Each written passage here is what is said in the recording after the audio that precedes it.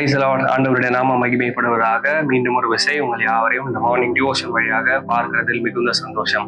இந்த காலை நேரத்தில் ஒரு புதிய தலைப்பின் கீழாக கர்த்தருடைய வார்த்தையை தியானிக்க தேவன் நமக்கு உதவி செய்வாராக. கிளென்சிங் த ஹார்ட், இருதயத்தை சுத்திகரித்தல் அல்லது இருதயத்தை சுத்தம் செய்தல் என்கிற தலைப்பின் கீழாக ஒரு சில காரியத்தை வரக்கூடிய வீடியோவில் நம்ம தியானிக்க ஆண்டவர் நமக்கு உதவி செய்வாராக. சங்கீதங்களின் புத்தகம் 24வது சங்கீதம் வசனங்கள் 3 மற்றும் 4. யார் கர்த்தருடைய பர்வதத்தில் ஏறுவான்? யார் அவருடைய பரிசுத்த ஸ்தலத்தில் நிலைத்திருப்பான்? கைகளில் சுத்தம் உள்ளவனும் இருதயத்தில் மாசில்லாதவனுமாயிருந்து தன் ஆத்துமாவை மாயைக்கு ஒப்புக் கொடாமலும் கபடாய் ஆணையிடாமலும் இருக்கிறவனே. இந்த காலை நேரத்தில் ஒரு காரியத்தை நாம் தியானிக்க தேவன் உதவி செய்யட்டும். இருதயத்தை சுத்திகரித்தல் எதற்கு அவசியம்? Why do we need to be cleansed? நாம் ஏன் சுத்திகரிக்கப்பட வேண்டும் என்பதை குறித்து உங்களோடு பகிர்ந்து கொள்ள விரும்புகிறேன். அதுல 3 காரியங்கள். முதலாவது, இது தேவன் வைத்திருக்கும் ஒரு நிலை அல்லது தகுதி. It is God's standard of holiness. தேவன் என்ன நிலையை வச்சிருக்காரு அப்படின்னா, அவருடைய பிரசன்னத்தை அனுபவிப்பதற்கு முதல் கட்டம் அல்லது முதல் நிலை என்ன அப்படின்னா, நம்முடைய இருதயத்தை நாம் சுத்திகரிப்பது ஆகும். அதுதான் 3ஆம் வசனத்தில் கூறப்பட்டிருக்கிறது. யார் கர்த்தருடைய பர்வதத்தில் ஏறுவான்? அவருடைய பர்வதத்தில் ஏறுவது என்றால் அவருடைய பிரசன்னத்திற்குள் செல்வது. அப்போ ascending God's hill represents entering his presence. அவருடைய பிரசன்னத்திற்கு எல்லாரால் என்ன பண்ண முடியாது, போக முடியாது. அதற்கு சுத்திகரிப்பு மிகவும் அவசியம். மத்தேயு எழுதின சுவிசேஷம் 5:8 அதுதான் நம்ம வாசிப்போம். பரிசுத்தம் இல்லாமல் தேவனை ஒருவனும் தரிசிக்க முடியாது என்று வேதம் கூறுகிறது.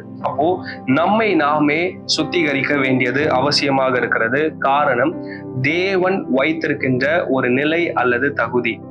எதற்கு இந்த நிலை, எதற்கு இந்த தகுதி அப்படின்னா, தேவனுடைய பிரசன்னத்தை அனுபவிப்பதற்காக நமக்கு சுத்திகரிப்பு அவசியம். இது முதலாவது.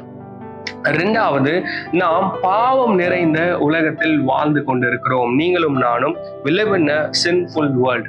இந்த உலகத்தில் அநேக பாவங்கள் இருக்கிறது. அதைதான் எரேமியா தீர்க்கதரிசி 17வது அதிகாரம் 9ஆம் வசனத்தில் கூறுகிறார். இருதயமே மகா கேடுள்ளதாக இருக்கிறது, எல்லாவற்றை பார்க்கிலும். அப்போ நம்ம சரீரத்தில் இருக்கிற மற்ற உறுப்புகளை பார்க்கிலும் இருதயமே மகா கேடு உள்ளதாக இருக்கிறது.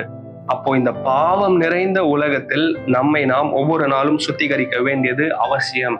It is not an one time event. இது ஒரு முறை நடக்க வேண்டிய நிகழ்வு அல்ல, மாறாக ஒவ்வொரு நாளும் நம்முடைய இருதயத்தை சுத்திகரிக்க வேண்டியது அவசியம். காரணம், ஒவ்வொரு நாளும் நாம் வீழ்ந்து போன அல்லது பாவம் நிறைந்த உலகத்தில் வாழ்ந்து கொண்டிருக்கிறோம். அதேதான் ஏசாயாவும் சொல்லுகிறார் 59:2, நம்முடைய பாவம், நம்முடைய அக்கிரமம், இதுவே நமக்கும் தேவனுக்கும் இடையே தடையாக இருக்கிறது. இதுதான் 3வதாக நான் வலியுறுத்த விரும்புகிறேன். அப்போ பாவம் நிறைந்த உலகத்தில் நம்ம வாழ்ந்து கொண்டிருக்கிறோம். நமக்குள்ளே என்ன இருக்கு அப்படின்னா, பாவங்கள் இருக்குது, அக்கிரமங்கள் இருக்கிறது. அப்போ இந்த பாவத்தையும் அக்கிரமத்தையும் நாம் நீக்க வேண்டும் என்றால் நம்முடைய இருதயத்தை ஒவ்வொரு நாளும் நாம் சுத்திகரிக்க வேண்டியது அவசியமாக இருக்கிறது. மீண்டும் இந்த 3 காரியத்தை நினைப்பூட்ட விரும்புகிறேன். முதலாவது, தேவன் வைத்திருக்கும் ஒரு நிலை அல்லது தகுதி. தேவனுடைய பிரசன்னத்தை அனுபவிக்க வேண்டும் என்றால் எல்லாராலும் காட்ஸ் பிரசன்ஸ் என்ன பண்ண முடியாது, எக்ஸ்பீரியன்ஸ் பண்ண முடியாது.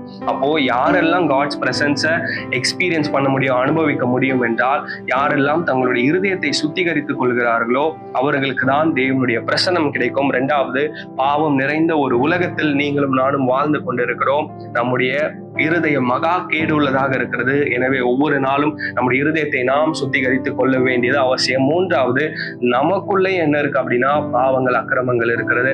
எனவே ஒவ்வொரு நாளும் நம்முடைய இருதயத்தை சுத்திகரிக்க வேண்டியது மிக மிக அவசியமாக இருக்கிறது. தொடர்ந்து இந்த வசனங்களை வாசியுங்கள், தியானியுங்கள், சிந்தியுங்கள். கர்த்தர் உங்களை ஆசீர்வதிப்பாராக. God bless you.